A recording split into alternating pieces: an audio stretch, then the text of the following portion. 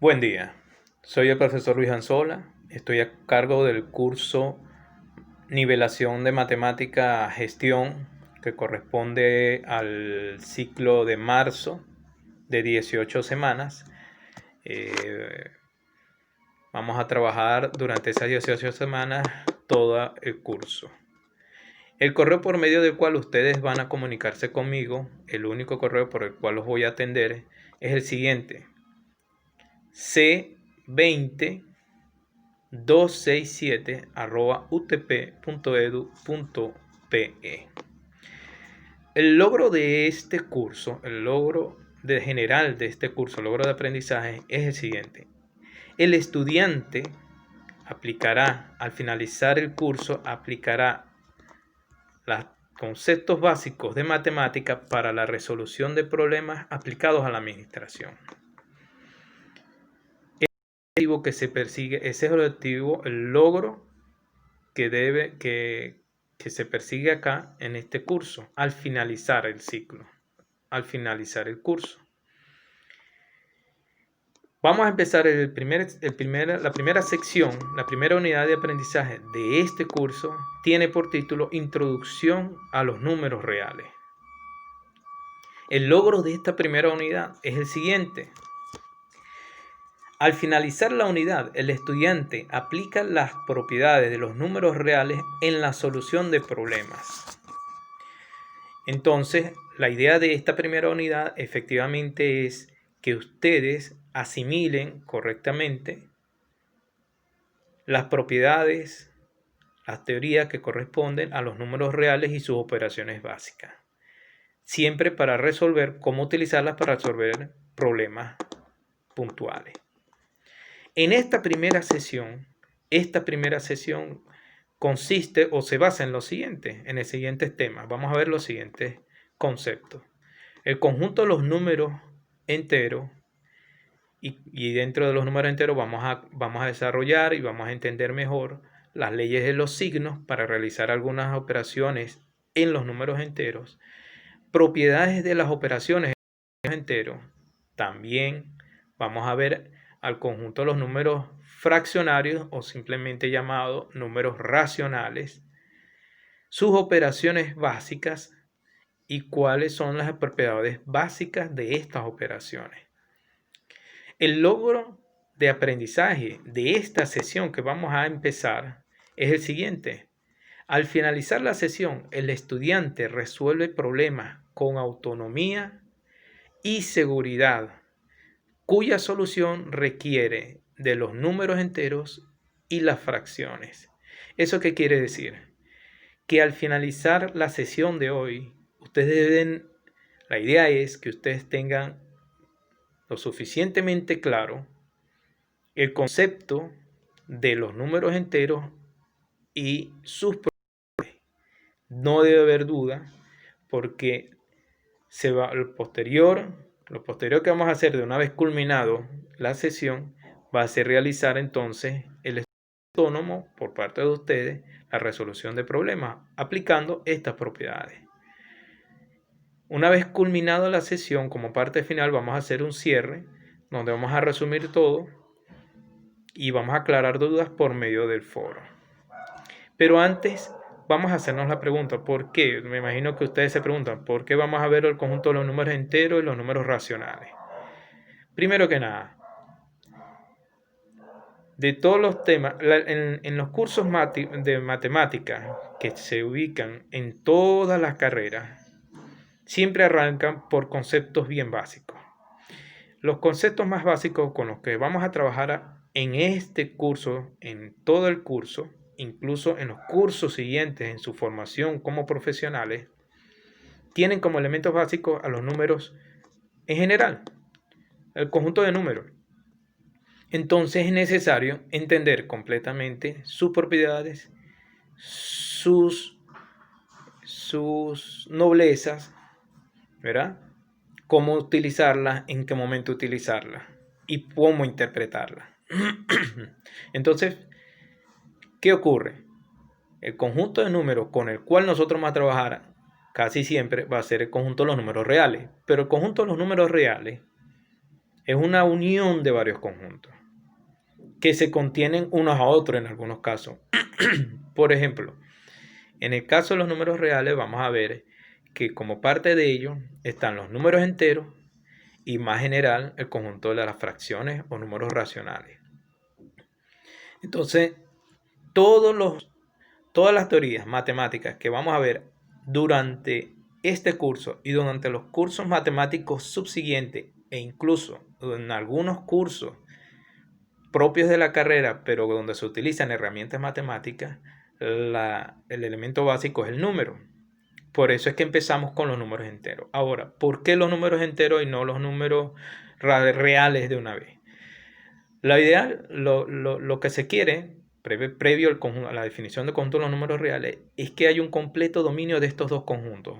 Porque cuando veamos los números reales, el conjunto de los números reales, vamos a reconocer que ciertas propiedades de los números racionales y los números enteros también la tienen los números reales. Y vamos a establecer también comparaciones porque los números reales van a tener algunas propiedades que no tienen estos conjuntos. Pero las propiedades de los números racionales y los números enteros van a ser determinantes. Van a ser importantísimas para poder entender otras propiedades de los números reales. Entonces, esa va a ser la idea. Por eso es que se comienza con el conjunto de los números enteros y los números racionales. Previo a este tema del conjunto de los números enteros y los números racionales, hay un elemento más básico todavía, pero que ustedes ya conocen. Ese elemento más básico es el conjunto de los números naturales, representado por la letra N mayúscula. Entonces, ¿qué es lo que vamos a hacer? Vamos a refrescar un poquito qué es el conjunto de los números naturales, en qué consiste y cuáles son sus operaciones básicas y hasta dónde llegan, qué problemas puede resolver y cuáles no. Recordemos, el conjunto de los números naturales está formado por el 0, el 1, el 2, el 3, el 4, el 5 y así va aumentando. Es decir, empieza en el 0 y aumenta de 1 en 1.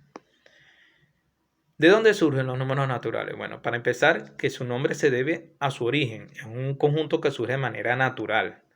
Es una necesidad que tuvo la humanidad en sus inicios de razonamiento por la necesidad de contar objetos. Cuando el ser humano empieza a vivir en comunidades, el ser humano empieza a coleccionar objetos, bien sea objetos como alimentos, o bien sea objetos para la casa, o bien sea objetos para la acción o herramientas. Entonces hay una necesidad de contar los objetos que se poseen, bien sea la persona o bien sea el conjunto de personas. Pongamos el siguiente ejemplo. Estamos en una civilización y yo, Luis Anzola, tiene 8 gallinas. He criado 8 gallinas. Entonces yo necesito un número para representar esa cantidad. Entonces elijo, se construye este conjunto para, bueno, ya yo tengo 8. ¿Y qué pasa si alguien tiene una menos? Bueno, esa va a tener 7. ¿Y qué pasa si alguien tiene 5 menos? Esa tiene el número 3. Y así. Se construye a partir de 0 porque el 0 es la menor cantidad de posesiones que se puede tener. Si hay alguien que no tiene gallina, esa persona se le asigna el 0. ¿Cuál es la siguiente unidad? El 1. Si hay alguien que tiene una más, tiene 2 y así. Y así vamos aumentando. Aparecen los números naturales. Pero como está la necesidad de contar, también está la necesidad de reunir. ¿Qué pasa si yo tengo 8 gallinas y Juan tiene 5 gallinas? Y los dos nos unimos y queremos saber cuántas gallinas tenemos entre los dos. Ese proceso de reunir las gallinas y volver a contar es lo que se conoce como la suma de números naturales. Esa es la operación de suma. Es un ejemplo de lo que se conoce como suma. A la larga, entonces, la suma no es más que la reunión de objetos que se poseen. Otra necesidad que surgió también de toda esta situación va a ser la necesidad a raíz del trueque. intercambiar objetos. Por ejemplo, yo tengo 8 gallinas y Juan tiene 3 chanchos. Entonces yo le digo a Juan, yo te cambio 3 gallinas mías por un chancho. Y Juan acepta. Entonces yo agarro de mis 8 gallinas y saco 3. Ese proceso de extraer de un conjunto que se tiene una cierta cantidad es lo que se conoce como la resta. Ahí yo estoy restando. Eso es un ejemplo de resta. Entonces, ese tipo de situaciones se conoce con el nombre de resta. Entonces tenemos la suma de números naturales y la resta de números naturales. Pero hay una condición.